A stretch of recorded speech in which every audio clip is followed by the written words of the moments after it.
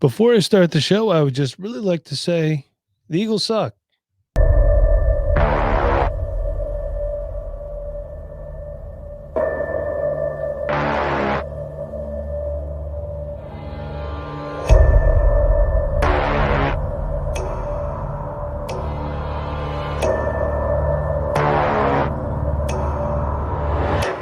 Finna take off on spaceship. Y'all need some like Matrix. And fucking her like she nameless. Cause the last two was too famous. We got the trophy like a champion. Fell asleep right on the jet, we gone. Big ring just like a champion. No TSA, hop on a jet, we gone. Smash out. I call my own and then I smash out. I bought my bros, let's get this cash out.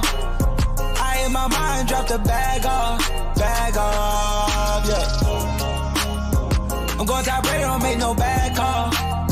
Just bought a new crib, but one was mad small. I drink my cup, I make it mad tall.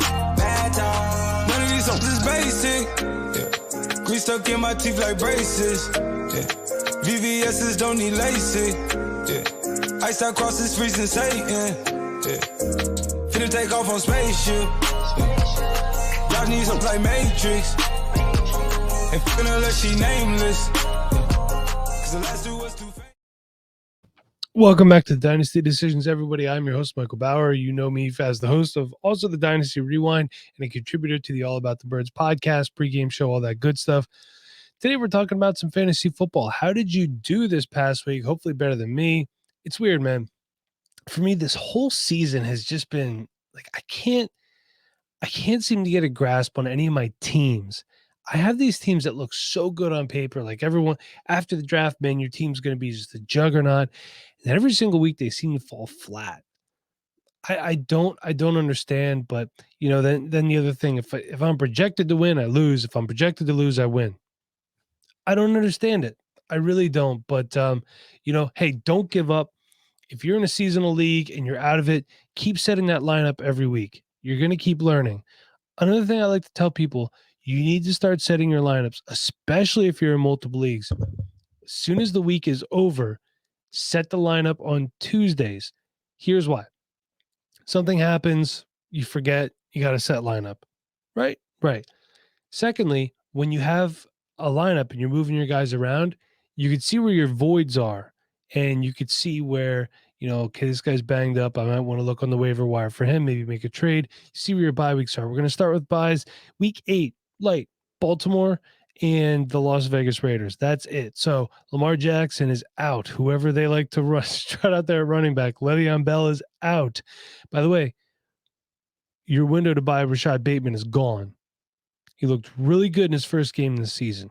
Marquise Brown, he's out this week, obviously on a bye. Mandrews, and then on the Raiders side, Derek Carr, who looked extremely competent against Rich Gannon's defense yesterday. Sunday by the time you watch this. Also, Josh Jacobs, well, he had a chest injury. He left the game. Kenyon Drake, Brian Edwards, Darren Waller was out. Obviously can't use him again this week. So let's talk a little bit. Miles Sanders has a low ankle sprain. He's considered week to week. So from what I heard, a low ankle sprain is considered better than a high ankle sprain. I don't know the difference. I'm not a doctor, not going to pretend to be, but this is a best case scenario. Maybe he plays Sunday. I don't know. Kenneth Gainwell will be the guy I want mostly if he doesn't go. Expect to see Jordan Howard called up if that is the case. Zach Wilson has a PCL sprain. He's out 2 to 4 weeks. Let's just split the difference, call it 3. Joe Flacco was acquired from the aforementioned Eagles for conditional 6th-round pick. So if you know me, you know that means we're one hit away from Minshew Mania in Philadelphia. So that is it. Jimmy Garoppolo is going to start this week. Trey Lance still nursing that injury there. So I was not a big Trey Lance guy. I just thought he was really, really raw. He was forced into action. I don't think he's the type of guy that should be running a Kyle Shanahan offense. I don't know what's up with my beard tonight. It's weird. It's bugging me. I thought Mac Jones would have been the best fit for the San Francisco offense, but here we are. So Trey Lance on the back burner. He's shelved for now. Jimmy Garoppolo. Hey, listen, Jimmy Garoppolo is a guy. I don't hate trying to acquire him in dynasty leagues, especially if you have a super flex league and he's your number 2 quarterback. The chances are Jimmy Garoppolo is a starting quarterback somewhere in the NFL next year. Green Bay. If Aaron Rodgers decides to leave, I have this whole thing worked out, okay? Aaron Rodgers leaves, goes to Pittsburgh, Big Ben retires. Mason Rudolph, Dwayne Haskins, they ain't it. That leaves a void. Maybe the Packers aren't ready to commit to Jordan Love yet. Looked really shaky in the preseason. 2 preseasons now. Maybe they sign Jimmy Garoppolo. Wouldn't be the worst thing. Speaking of which, Davante Adams on the COVID list. They're scheduled to play Thursday. So plan accordingly. The good thing is it's a Thursday game. You have plenty of time to make something happen. Okay. I recommend a Detroit pass catcher. Any one of them. Just pick one. They're playing the Eagles. Pick somebody. So that being said, I do think Jimmy Garoppolo is going to be a starting quarterback going forward. I mean, it could be for like the Texans for all we know. And always look for like an injury. Injuries happen. Guys get traded. Remember when Teddy Bridgewater got hurt? Sam Bradford traded to the Minnesota Vikings. That started that whole thing. So I already talked about Davante Adams. Nick Chubb is expected to return this week. Kareem Hunt is still out nursing his leg injury, but can Dearness Johnson still be relevant? I mean, the guy looked good.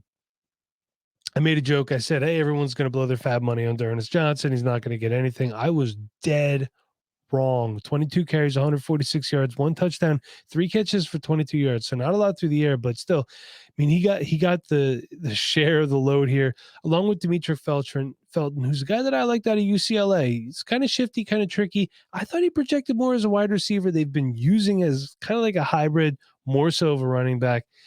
He's a guy, if Kareem Hunt moves on, get some Dimitri Felton on your roster. He's a versatile weapon. I don't hate it. And this is also the time of the year where you need to really have a good grasp on backup quarterbacks. Zach Wilson hurt. Baker Mayfield was out last week. So now you might be starting a guy named Mike White. It's like if I was a quarterback, Mike White, that's me. Joe Flacco, Case Keenum. Geno Smith is taking relevant snaps here.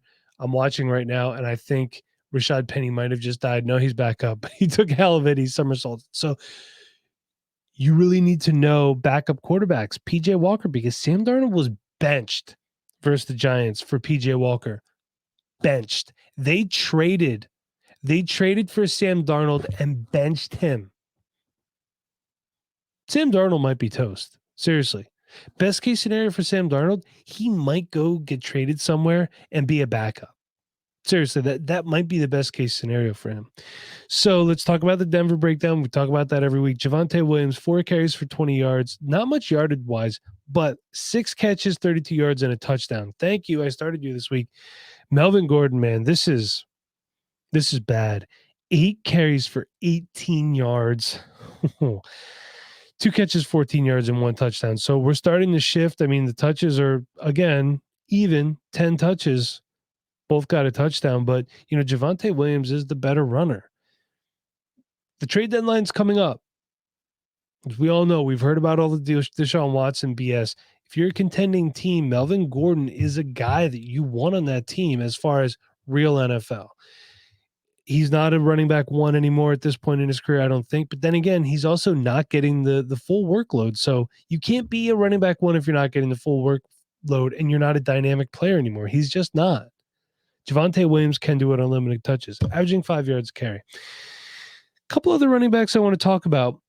I was a guy in the preseason. I kind of liked Elijah Mitchell. I kind of didn't. I thought he was just a basic running back. He did everything well, but didn't do anything exceptional. But guess what? That is all Kyle Shanahan needs from his running backs. We see Raheem Mostert. What is he? He's a one-cut fast runner. That's it.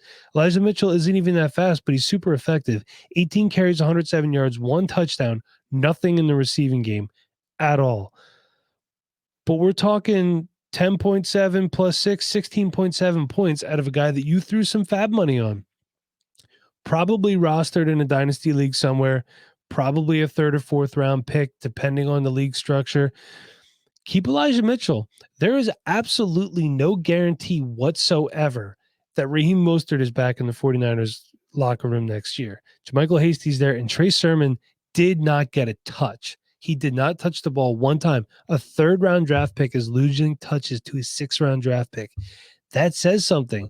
There's always that possibility that he gets moved. Another thing to keep an eye on, Ramondre Stevenson was inactive against the Jets. Now, they didn't need him. Honestly, they could have just called somebody up from their practice squad because that game was out of hand, and it was out of hand early.